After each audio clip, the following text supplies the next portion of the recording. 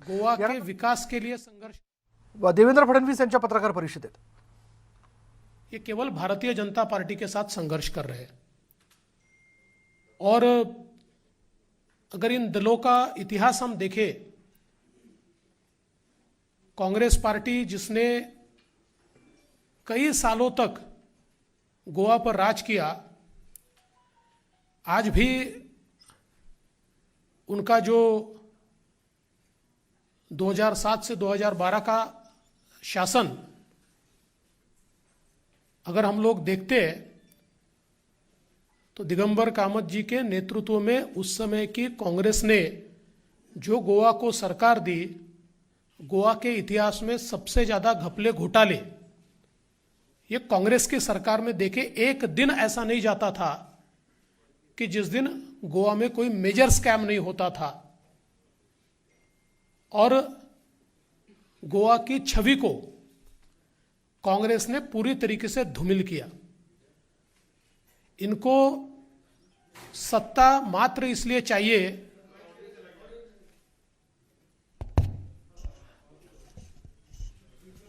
भाई, हमारी आवाज कौन बंद कर सकता है यार।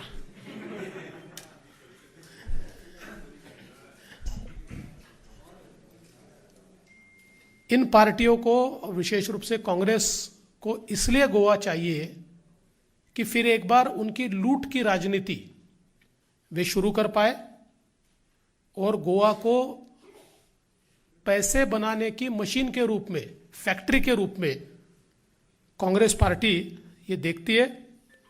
और वैसे भी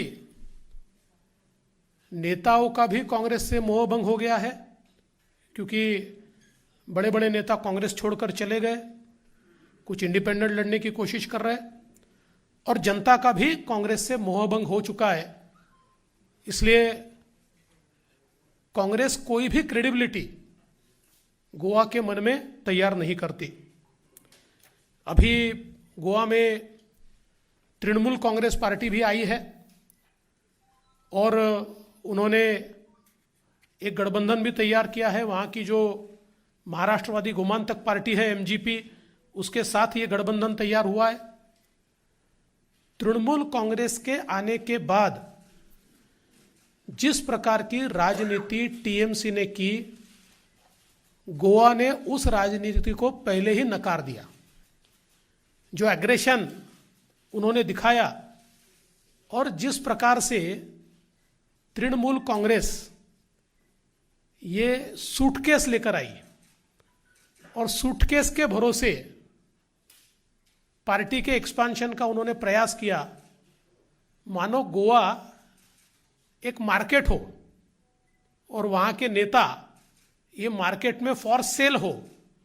इस प्रकार का भाव जो तृणमूल कांग्रेस का दिखा, और फिर कांग्रेस के कई नेता, अलग अलग नेताओं को जिस प्रकार से उन्होंने लिया, और वहाँ की बातें अगर सुनी जाए तो लोग तो कहते खरीदा, पर ठीक है, मैं ये कहना नहीं चाहता हूँ, लेकिन बावजूद उसके अब लोगों के मन में तृणमूल कांग्रेस कोई भी कॉन्फिडेंस इंस्पायर नहीं करती, क्योंकि उसका जो स्टैंड रहा है तृणमूल कांग्रेस का, लोग ये समझते हैं कि इनका स्टैंड ये anti Hindu, anti national and anti democratic है।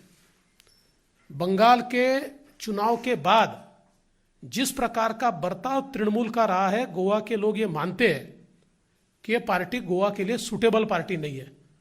और दुर्दैव से गोवा की होम ग्रोन पार्टी जो है एमजीपी, इन्होंने उनके साथ अलायंस किया, और इस अलायंस के कारण एमजीपी के केडर में इतना असंतोष है कि उनके जो नेता चुनाव लड़ने वाले थे, ऐसे कई नेताओं ने मना कर दिया। कुछ नेता और कई कार्यकर्ता भारतीय जनता पार्टी के साथ आए, क्योंकि पूर्व में एमजीपी बीजेपी के साथ रही है। तो ये सारे के सारे नेता, ये जो टीएमसी का एक प्रकार का एंटी हिंदू स्टैंड है, एक प्रकार का एंटी डेमोक्रेटिक स्टैंड है, इसके चलते वो भारतीय जनता पार्टी में आए।